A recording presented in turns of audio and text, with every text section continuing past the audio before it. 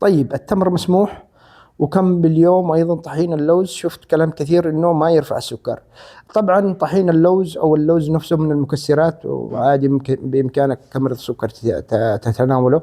لكن التمر هل هو مسموح ولا لا؟ قبل ما أجيب على هذا السؤال، أنا ذكرت في فيديو سابق اللي حطيته دليل إرشادي لمرضى السكر في رمضان، قلت لك قبل الإفطار تقيس السكر. ليش؟ لأنه بيعطيك الرقم واللي على ضوءه أنت هتحدد إيش تاكل. فهمت؟